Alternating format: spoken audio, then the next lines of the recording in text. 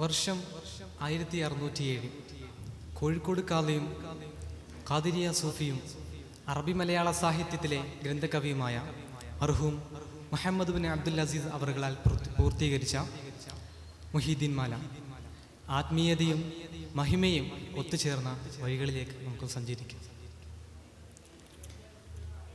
Sheikh Abdul Khadir Gilani എന്നോവർ ശൈഖന്മാർക്കെല്ലാവർക്കും കുതുബായി വന്നോവർ അല്ലാഹു സ്നേഹിച്ച മുഹിയദ്ദീൻ എന്നോവർ അറ്റമില്ലാതോളം മേൽമ ഉടയോവർ. കൈലാൻ എന്ന പ്രദേശത്ത് പിതാവ് സയ്യിദ് അബൂ സ്വാലിഹ് ജംഗിദോസ്ത്, മഹദി, ബീവി ഉമ്മുൽ ഖൈർ ഫാത്തിമ എന്നീ മഹദിറിൽ ജനനം.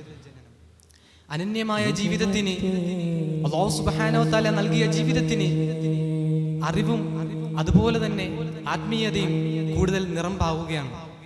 അങ്ങനെ പിൽക്കാലത്ത് ആ ജീവിതം അല്ലാഹുവിന്റെ ഔലിയാക്കളുടെ ഉന്നതമായ പദവിയിലേക്ക് എത്തിച്ചേരുകയാണ്. ലോകം സാക്ഷിയാവുകയാണ്. എല്ലാ മശായിഖന്മാരുടെ തോളുമ്പൽ ഏകല്ലാരുളാലേ എൻ്റെ കാലെന്നോവർ. അങ്ങനെ മഹാനായ ഖുത്ബുൽ അഖ്താബ് അശ്ശൈഖ് മുഹീദ്ദീൻ അബ്ദുൽ ഖാദിർ ജീലാനി തങ്ങൾ അല്ലാഹുവിന്റെ ഔലിയാക്കളുടെ ഉന്നതമായ സ്ഥാനത്തിലേക്ക് എത്തുകയാണ്.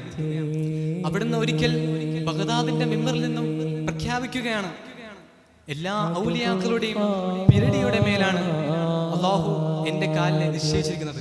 ഖദമി അലാ റഖബതി കുല്ലി വലി. അങ്ങനെ മഹാനായ ഖുത്ബുൽ അഖ്താബ് തങ്ങള് ആ മിമ്പറിൽ നിന്നും പ്രഖ്യാപിക്കുമ്പോൾ ലോകത്തുള്ള എല്ലാ ഔലിയാക്കളും അത് കേൾക്കുകയാണ്. അങ്ങനെ റിഫായി ശൈഖ് തങ്ങളും ആ വാചകം കേൾക്കുന്നു. തുടർന്ന് പറയുന്നു, അപ്പോളെ ഭൂമിയിലെ ശൈഖന്മാരെല്ലാരും അവർക്ക് തല താഴ്ത്തി ചാച്ചി കൊടുന്നോവർ.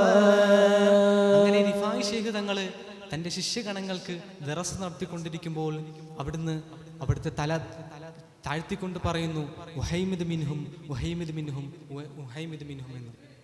അങ്ങനെ മുൻപൊരിക്കലും കണ്ട് പരിചയമില്ലാത്ത ആ ഉസ്താദിന്റെ പ്രവൃത്തിയെ മുത്താലിങ്ങൾ ചോദിക്കുകയാണ് ഉസ്താദിനോട്, അല്ലേ ഉസ്താദെ, മുമ്പൊരിക്കലും അങ്ങിൽ നിന്നും ഇങ്ങനൊരു പ്രവർത്തനമോ ഒരു വാചകമോ വന്നിട്ടില്ല, പിന്നെ എന്തുകൊണ്ടാണ് അങ്ങ് ഈ വഹൈമിദ് മിൻഹും എന്ന് പറഞ്ഞുകൊണ്ട് അങ്ങയുടെ ശിരസ്സിനെ നമിക്കുന്നത് എന്താണെന്ന് ചോദിക്കുമ്പോൾ മഹാനായ റിഫായി ശൈഖ് തങ്ങൾ പറയുന്നു, ഞാൻ സുൽത്താൻ ആരിഫീനാണ്, അഹ്മദുൽ കബീർ റിഫായി എന്നാണ് അല്ലാഹു എനിക്ക് നാമകരണം ചെയ്തിട്ടുള്ളത്.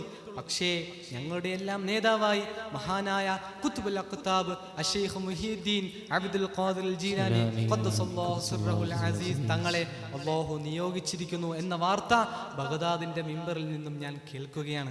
അതുകൊണ്ടാണ് എൻ്റെ ശിരസ്സിനെ ഞാൻ നമിച്ച് മുഹമ്മദ് മിൻഹും, ഈ കുഞ്ഞഹമ്മദും അതിൽ പെട്ടവനാണ് എന്ന് റിഫായി ശൈഖ് തങ്ങൾ പറയുന്നത്.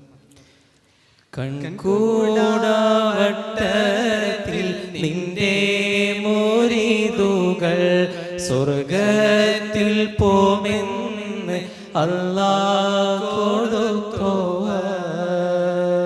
അങ്ങനെ മഹാനായ ഖുത്ബുൽ അഖ്താബ് അശ്ശൈഖ് മുഹീദ്ദീൻ അബ്ദുൽ ഖാദിർ ജീലാനി ഖദ്ദസല്ലാഹു സിർറഹുൽ അസീസ് തങ്ങൾ ഈ ലോകത്ത് എങ്ങനെ ജീവിതം കൊണ്ടുപോകണം എന്ന ഉത്തമ മാതൃക കാണിച്ചുകൊണ്ട് ജീവിച്ച ആ ജീവിതത്തിന് അല്ലാഹു സുബ്ഹാനഹു വ തആല കൊടുത്ത സമ്മാനം എന്തെന്നറിയണോ? നരകത്തിൽ നിന്റെ മുരീദാരുമില്ലെന്ന് നരകത്തെ കാക്കും മലക്ക് പറഞ്ഞോവർ. അല്ലാഹു സുബ്ഹാനഹു വ തആല മഹാനായ മുഹീദ്ദീൻ ശൈഖ് തങ്ങൾക്ക് കൊടുത്ത സമ്മാനമുണ്ടല്ലോ, അവിടുത്തെ അനുചരരിൽ ആരും അതായത് അവിടുത്തെ മുരീദുകൾ ആരും തന്നെ നരകത്തെ തൊട്ടിട്ടില്ല, നരകത്തെ തൊടുകയില്ല എന്ന സന്തോഷ വാർത്തയാണ് അല്ലാഹു സുബ്ഹാനഹു വ തആല മഹാനായ മുഹീദ്ദീൻ ശൈഖ് തങ്ങൾക്ക് കൊടുക്കുന്നത്. വാഗ്ദാനം.